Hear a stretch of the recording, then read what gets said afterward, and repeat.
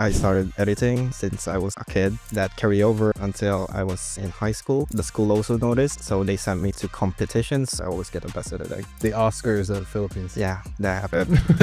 I started Upwork. I did some quick edits. I was making money through my computer, which was a very new thing for me. I did that $5 an hour in the past, but when I got focus on that, double down on that, your rate can go higher. I have hired virtual assistants in the Philippines for years, but I've never met any of them in person until today.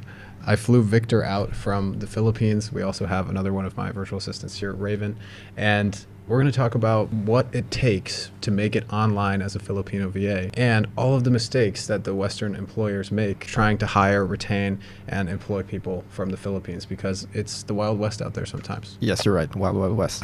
And we're going to ask the real questions today. So, Victor, you ready for this? I'm so ready. Cool. Let's go. Victor.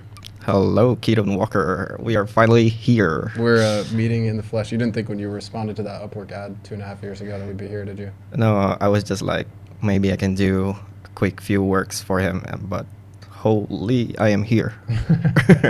Who are you and where are you from? Well- and what's your history with working online? Well, I'm Victor, and I'm from the Philippines, General Santos, land of Manny Pacquiao and tuna. If you know that, you know. I started editing since I was like a kid, and I just love it. I just really love it until now. I'm enjoying every single bit of it. So you were like, grew up watching YouTube, right? Then you edited, then like what did that turn into? How did you end up getting online? Oh yeah, I very much love YouTube back when there was still like 5 stars on You, on like, the you rating. rated the video? Yeah, you rate the video and then thumbs up, thumbs down. Nice. Yeah, I thought to myself, well, I could make this myself. My mom noticed that, and she bought me a camera, and I just like shot videos in the beach and edit it when I get home, and that carried over until I was in high school, which the school also noticed, and so they sent me to competitions, which I crushed everyone. These are like short film competitions? Yeah, short film competitions where we shot the videos and we edit them ourselves, and there's like an award show like best script, best editing, and of course I always get the best editing. I mean, Nice. I'm not boasting, but The Oscars of the Philippines. yeah, that happened. And you even like got clients through that, right? Yeah, so people also notice, oh, this guy can edit. They commissioned me for like $5, $10, and as like a 13-year-old kid, that's so much money to handle. Yeah. So I'm very happy with that. And just one time, I want to go to this one concert, so I started Upwork, and Upwork wasn't still widely known in the Philippines by that time, and it was flooded with clients. I did some quick edits for like $10, $15, and very first client I got, which I still remember, was to make an Instagram border for $10. Nice. And I wonder where that guy is now. But Upwork took like over half of it? Yeah, sadly, but But hey, I'm you here. Still made it to your bank account eventually. yeah, but it was weird. I was making money through my computer, which was a very new thing for me. That first yeah. payment hits, it's like addicting. Yeah, it's very weird. I thought my computer was all for fun and games, and then it happened. So you were just doing like odd jobs on Upwork, Yeah, and how much money would you estimate you ended up making total over how many years? 2016 until like 2018, 2019. It was an on-off kind of thing, so maybe like $1,000 for like how many years was that? 4 years. Yeah, which is still so much money, and I'm very happy with how it turned out because it was all in the side. It was not taking up much of my time. And that's, $1,000 goes Yeah. a long way in the Philippines, especially Yeah. as a college student. Yeah, $1,000 for like from nothing, and it could be higher if Upwork didn't take it. Yeah. the fees of Upwork, but yeah, $1,000 for like 4 years as a 16-year-old kid. That was so cool. You said that was 2016 to 2020 about? 2019. Okay. And then what happened after that? In 2019, I was like, oh my gosh, I'm gonna finish university. I'm gonna be a proper working office guy now. Adulting. Yeah, man. Well, you see me right now. I'm not that adult that you know. So it's fun that I can do what I love, because in 2019, there's this thing, the pandemic. So Yeah, that started a bit closer to you than it did to the US. So yeah. And I thought, I'm doing nothing. Like, just staring at my computer for like 12 hours a day doing nothing. Maybe I can make some cash on the side. Funnily enough, there's this one person from the US. She needed help from her vlogs for editing, and she got me for $20 an hour, which was like a crazy jump. Yeah, that's huge. Yeah, and until now she's like still reaching once in a while for like quick project because Oh, nice. we really have a good relationship for Nice. that one. Yeah. So you were doing like full-time work for her? No, just every time she has something for me to work on, I can do it because I wasn't thinking I can go full time. I was just really thinking that this is just a thing for the side. This is Oh, not. wow, it was always supposed to be a side thing. Yeah, this is not a real job, quote Oh, unquote, okay. a real job. Yeah, 2019 to 2022, I was doing everything on the side. Now I'm a teacher instead of a student, which is just like a student with extra steps.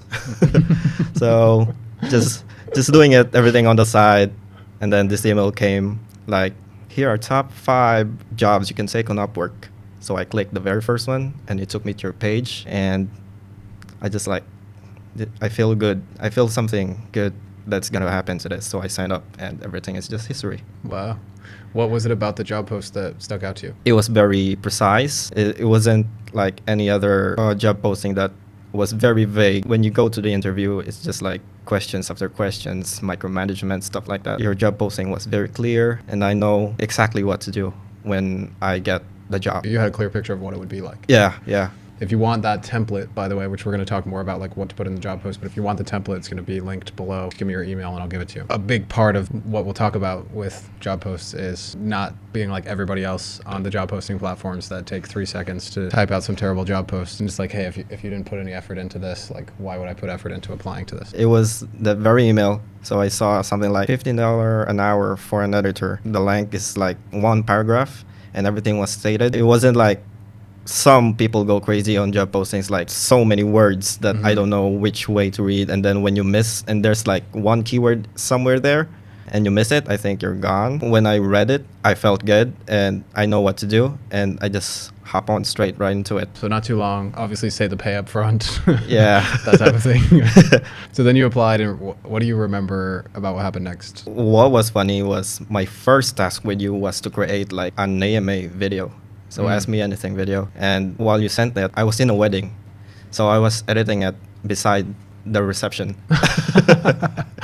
Classic. Classic. Still never change. And Yeah, that was really fun. You're always sending pictures of me, like editing on the plane, editing on, whatever random place. Yeah. It's what I really enjoy. So it's not work for me. Yeah, it doesn't feel like work. So that's the story of how we got together. It's been 2.5 years. Victor has never ghosted me. He's never not taken a piece of feedback well. He implements what I ask him to. And I would say any failings or frustrations have largely been, no, not largely, all of them have been root caused by me, where I'm like a poor manager, and but it's all worked out. And Yeah. by poor manager, I mean I just give unclear instructions. I pay on time, and I am nice. I don't like yell at people, but sometimes I read my Slack messages back to myself, and I'm like, that doesn't even make sense. I don't know what that says. So, and I think everyone on the team would agree with that.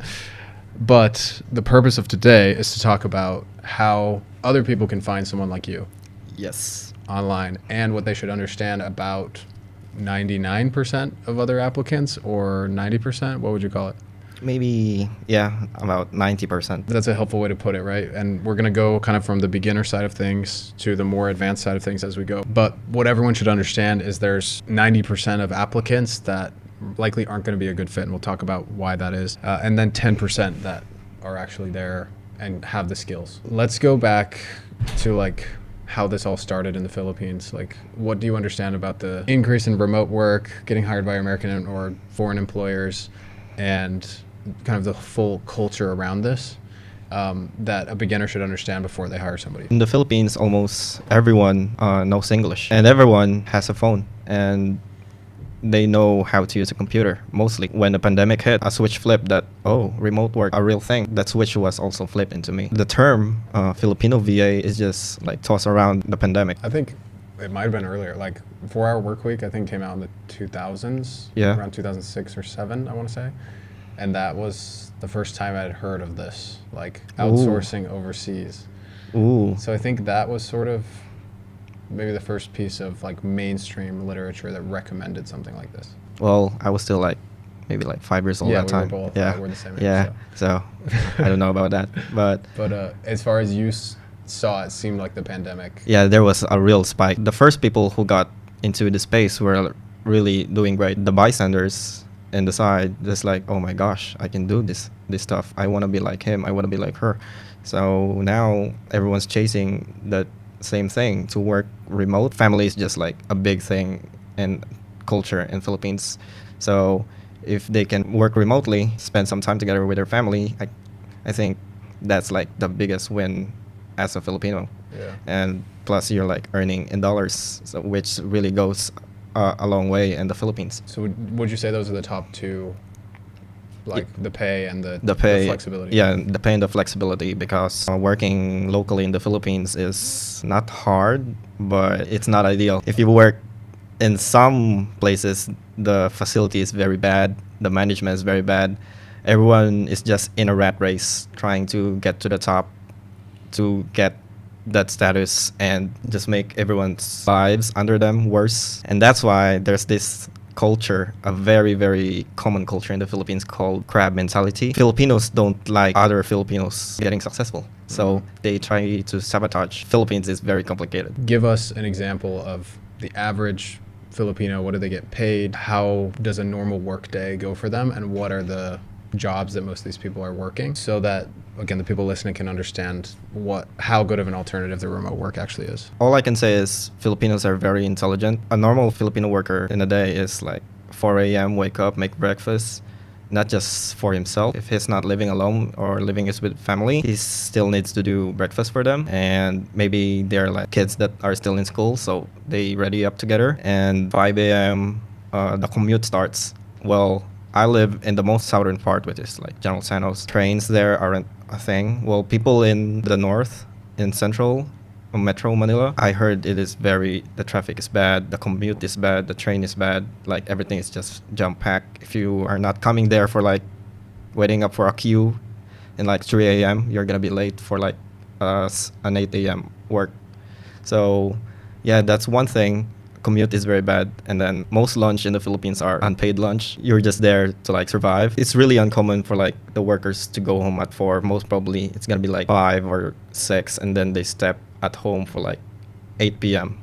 and then they ready up dinner, and then 9 p.m. maybe just like an hour or two for themselves, which is me picturing that out, that I'm in those shoes. I cannot bear to have just like an hour or two for just for me to spend every day. And for all that work, what's the pay coming out usually? Commonly, like in the province from where I live, it is accepted to like $300 a month. Okay. A month. And in the central like metro area, it's like $400 to $600. That's for like starting a starting position. And if you want to earn more, you have to like climb the ladder. And that what also bothers me. If you're gonna climb the ladder, your age is like 50, 60. By the time you reach the top or somewhere high, to earn like maybe $2,000 or $4,000 a month. And I think that money is not valuable at that age. Yeah, you've worked your best years away. And to give us an idea of what, $300 to $600 a month for entry level, eventually you're earning up to, $1,000, $2,000, $3,000 a month at the later stages of your career. Yeah. What are the expenses of daily life adding up to for most people? If I'm earning $500 a month, what am I spending? Well, if you're earning 500, you can save for like $60 a month, and that's still not sure. Just depends on your lifestyle. Like rent, groceries. Yeah, you're gonna have like 60 or less by the end of the month for savings, and that's still not sure. Depends on your like lifestyle. You gotta be very frugal for that. Yeah, you have to be very frugal. Like you need to turn all the lights off, unplug everything to like save electricity. Okay. And yeah, that's also me. I always do that. Even now, I think every Filipino is like very frugal. All right, so that gives us an idea when it comes to pay, what people really need to live. And obviously it depends. If you're way out in the country, like, you need less. If you're central Manila or central Cebu, you need more money. Yeah. But also that comes with like different skills, right? Like you technically were a video editor with 15 years of experience. Yeah. Even though you were, 24 when I hired you. Yeah. And that's why I offered the pay that I did. Yeah. Like more unskilled positions Well, weren't paying as much, right? Yeah. What was funny is in the peak of the pandemic, I got hired to like do captions for like $2 an hour. Wow. just like captions 8 hours a day. Yeah, that Brutal. happened for like 8 months, like doing captions, and there were AI was not still Yeah. alive, so I was just like using my brain every single day about that. But I was just thinking, well, I'm doing nothing. I can do this for now. Yeah. Yeah. Yeah, you got hella good at captions. Talk to me about salary ranges. Like $2 an hour is probably not enough nowadays. Well, for me, yeah, but Yeah, but for the average, like a lot of Americans come to this and they're like, "Oh my gosh, I'm going to hire somebody. I'm going to change their life. Like I'm going to get someone that's really skilled, and all I have to do is pay them $2 an hour." if you really want to start working with a Filipino right now, maybe you can offer them like $5 an hour, so they feel good, or they won't ghost you. I mean, people still ghost you with like 15 or 20, right? Yeah. Well, maybe like 5% of the whole population. Some people out there will take like $2 an hour because they're really like squeezed out because it's Philippines. Yeah, they're desperate. That's the word, desperate. Offering $5 an hour, like what type of jobs would that fit for? From what I experienced, they most go with like the word virtual assistant, like managing social media, creating simple graphics, doing emails. That's probably the most common task in the $5 an hour range. And if you go higher, there's like specialization, something. Just like me, I did that $5 an hour in the past, like doing everything in general. But when I got higher, I really just started to focus on what I'm really doing really good, which is editing. And yeah, that's what also most Filipinos don't focus on one like specialization. Yeah. So that's why they're stuck on like the $5 an hour range. So if you're listening and if you feel you're good at something, just like me, I felt like I was good in video editing. So I focused on that, double down on that, and yeah, your rate can go higher if you're just not just like doing general stuff. Yeah, I get DMs all the time. It's like, I can do any of these tasks, and there's literally 20 things. on the Yeah. list. Yeah. And what platforms should people use to post their jobs to find Filipinos? From my story, you heard Upwork, but Upwork really just takes too much cut from your payment. So there's an alternative, this small app called Facebook. Well, many Facebook groups, you just need to look at the right thing because there's so much like spam and just nonsense stuff there. But if you are looking for the right thing, you can get a job there. Also LinkedIn, but also same. There's too much, just Spam. like it's filled with spam, and also online jobs PH, which is like a big thing. Yeah, which is in theory much more better than Upwork. Yeah, so I interviewed the founder of Online Jobs, who's from Utah, and he was frustrated with the options for hiring people, and so he made a job board that was what he wanted it to be. Does it cost you money as a Filipino to use it? I haven't used it really, so I think you have to buy the apply points. yeah, I think you need to have a small payment before you can get into it. But I think it's worth it versus Upwork just like stealing money from you every time. Yeah, and you've heard of people having success with online jobs. Yes, every day in Facebook, which is like a big platform for Filipinos. Filipinos always brag their lifestyle in Facebook and social media.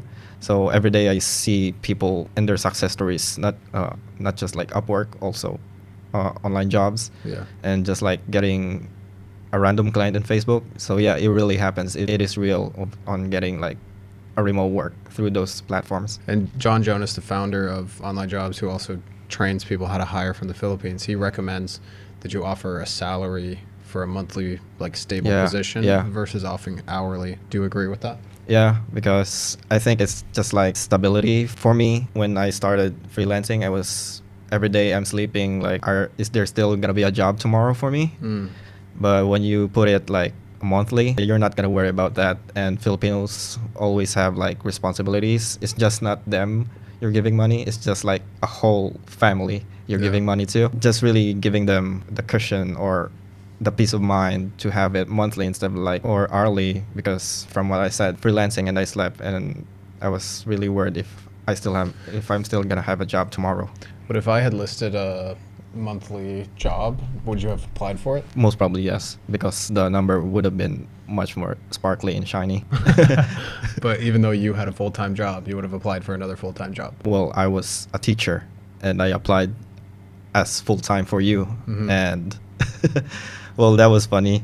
And yeah, that's also like another Filipino trait. Like getting many clients at once and just ghosting another one if they can't do it. Since because they cannot take like confrontation, they just run away instead of being confronted.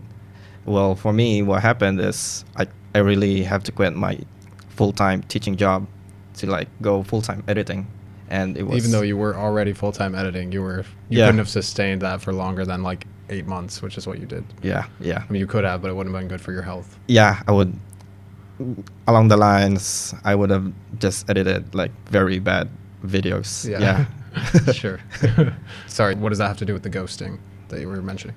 Oh, ghosting, which is like a very common trait of the Filipinos. Well, Filipinos really love to be hospitable. That's like a main cultural thing in the Philippines. They don't want to disappoint anybody, even their clients. So they want to do everything right.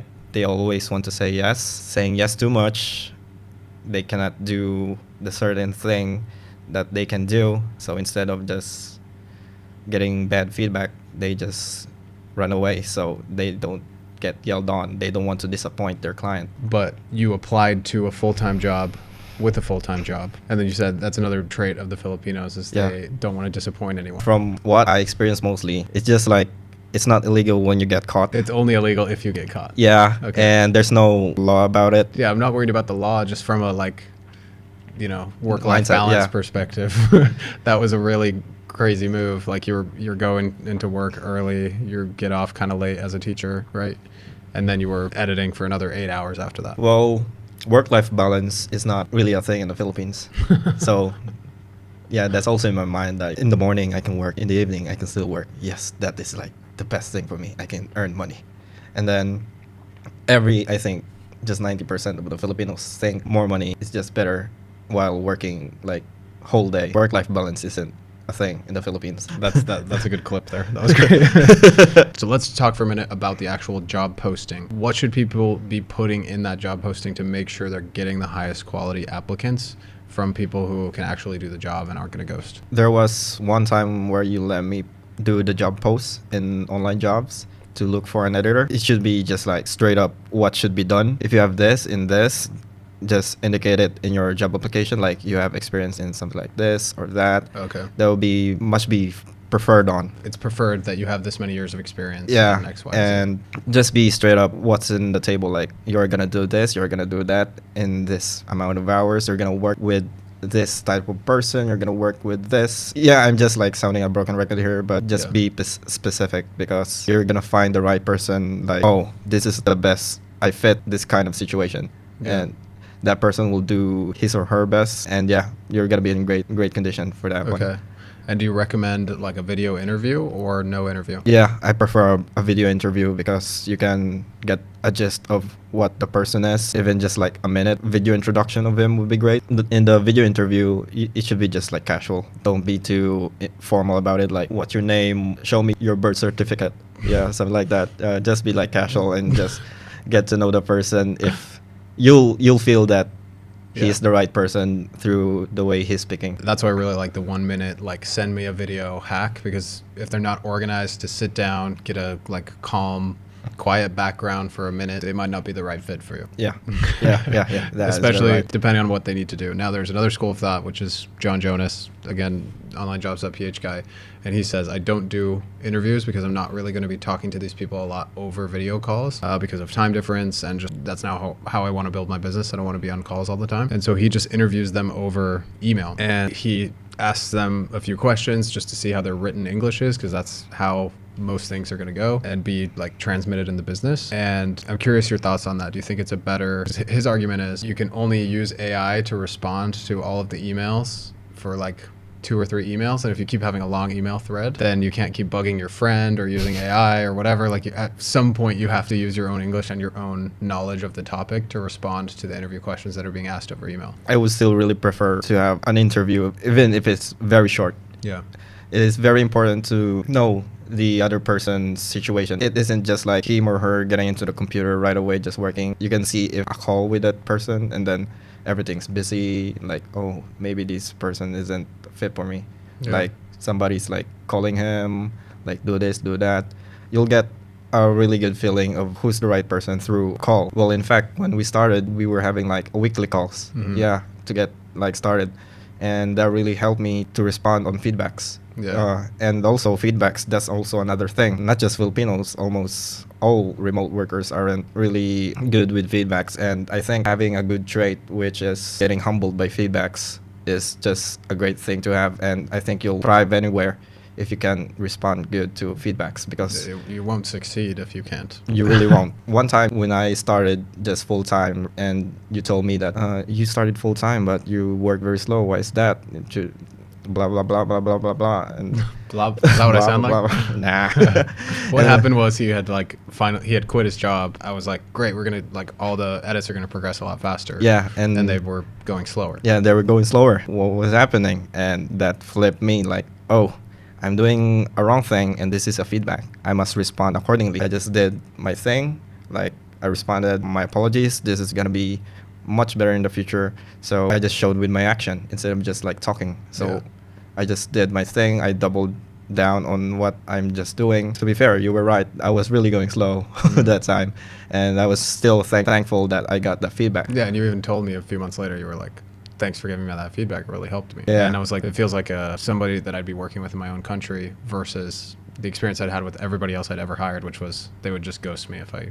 Yeah, yeah. And it would be like 5 days, and then they'd come back and like address it and be like, it would take them that time to work through it Yeah. mentally, whereas you could respond same day. Yeah, just take feedback seriously Yeah. and just do it right away. Don't just stand on it or stare at it. Just do it. Am I right in assuming that most people who are applying to jobs are trying to kind of transfer careers in the Philippines? Like, if they're applying to something on online jobs or Upwork, they're going from kind of the, I don't know, terrible factory, Yeah. kind of that life you described earlier, and Yeah. trying to transfer over. From what I see, most probably yes, because most remote workers, their skills aren't tied with what they're doing. Some people are working in the factory, some people are working like, I don't know, construction, something like that, and then the next day they're doing remote work, which is a very, very different scenario. So, and I really applaud to those people really taking time, learning the skill set that is needed in this type of work, because not all people in the Philippines have the luxury of time to learn, because everything is just work,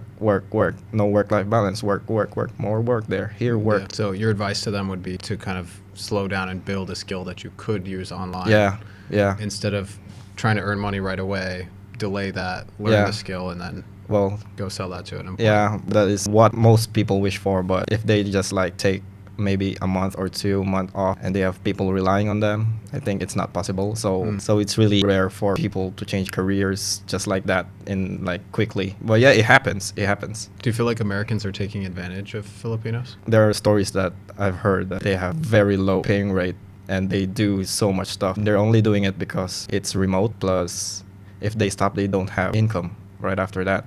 So they are trapped. I've heard stories of that. And in fact, he was an American, he was Canadian. And this still counts. Sure. Very predatory. Like, hey, if you work for me for an amount of days, you can go to, or you can have this or that. And then just micromanaging everything. Just like at that point, you're not doing your job. You're just doing what the person next to you says, which is very depressing. What do you mean by doing what the person next to you says? Let's say I'm editing a photo, and then I move this photo 1 pixel up. Yeah. And then the person beside you, no, make it 2 pixels down. And then you do that, and they say, oh my gosh, that's so wrong. Make it 3 pixels right. Oh, okay. And then, oh my gosh, you're still wrong. I'm Yeah. okay, like, chill, bro. That's what it's sort of like they're just controlling. Yeah, at that point, it's just micromanaging. Do you think Filipinos take advantage of Americans? Well, I've heard stories, but they're not that common. Maybe like in every 10 person, there is one. I feel like that's kind of common. Oh my gosh, did I do the math wrong? Maybe like 10% of stories? maybe like 5% of the Okay. whole population. Okay, let's say like that. Alright. Just a small number. They would do like multiple clients all at one time, and they won't tell the other clients like, I'm only doing it for you. It's just like a toxic relationship. I'm only for you. I'm gonna marry you, and then you see that, oh my gosh, this guy has like 4 girls. Okay. Yeah, I mean, not that it's wrong to have multiple clients if you're upfront about that, but Yeah. these people are saying, I'm working full time for yeah, you. full time, And which they're is only doing 1 to 2 hours a day. yeah, and or it's something. overlapping. So I don't know how they live or how they do that, but if they can do their job, well, cheers to them. But it's not gonna end well. Like, somebody's gonna get hurt in either way. Maybe down the line, one person just like doesn't do the right thing. Have you heard of them lying about their hours? Hours. That is a cool question. From our situation, we don't have like trackers and stuff, and people really tend to go through that route, like the remote workers. But most Filipinos, it's most common in like people starting in remote working is they have trackers. Lying about hours isn't really a thing. What do you actually think when you see a job post for $2 an hour? I would like to report that person. Like really, like there are Facebook groups and people just like, please report this guy. Wow. Yeah, he is taking advantage of us. Yeah, it really happens. But $2 an hour would be above minimum wage, but not much, right? It's just around minimum wage. Do you think Western employers actually care about their Filipino VAs, or are they just wanting to get cheap work done? From what I experience and what I see in the field, Western people just really cares about their Filipino employees because they're not here to be the bad person. They just want their business to succeed.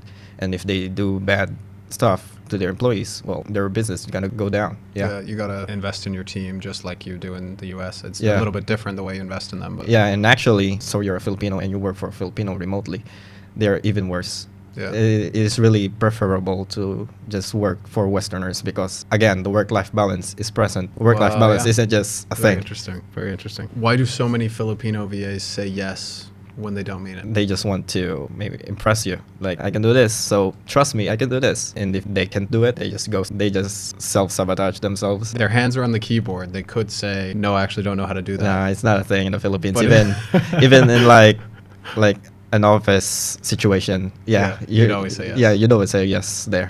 Do you feel like you can say no to me? Our relationship is really good. I can say no, and if I can't do it, and I'll say no, you understand why. Was I like that at the beginning? Like, could you say no to me at the beginning? Well, you weren't giving me any type of stuff that I can do, so there wasn't really a problem with that. You were really straight on what I should do with the videos. I really didn't have any problems with just saying yes or saying no. It was just like, can you do this? And I was like, yep, I can do that. No problem. Yeah. And that people pleasing, is it just like everywhere in the Philippines, or is it just a work thing? Yeah, everywhere in the Philippines. It's everyone. Facebook is really prominent in the Philippines, and every single person is just boasting about their lifestyle. Everyone just wants to be seen just like very successful and Very materialistic. yeah, that's the word. Even That- if they're not that successful. that hit home. Like most of the Filipinos are materialistic and they want to show it off always, and they always, a thing here in the Philippines is family gatherings. Those topics are really prominent, like, hey, my kid did this, he went to something, he went here, can your kid do this, something like that. And Okay. it is very toxic. I really hate that culture in the Philippines. Have you ever been afraid to ask me for a day off? Yeah. But it's not like that, but it was just like, there's so many stuff to do. I can do this, but I should not just take a day off. And if I take a day off, let's say I'm going somewhere, well, I'm asking like months ahead. Well, it's still like part of the culture in the Philippines. Like, we just don't think that calling off sick right away is just a thing. Yeah. Because work-life balance isn't a thing. Wow. Yeah. So we really tend to like plan things ahead like months before we go off. And if an emergency does happen, you tend to ghost because you don't want to ask for last minute time off. Yeah. Yeah. Yeah, That happens. That's happened to me a few times. Not from you. Do you think the Western employers expect too much for too little? Well, right now, I think the Americans have like a good knowledge of what the Filipino remote workers do. So I think they know what they're getting out of it. And I think they really think highly of the remote workers. And it's just those like bad apples, like $2 an hour job posting. I think those people are like, they don't know what they're getting at that price, and they're expecting like maybe like the greatest edit of their life for like $2 an hour.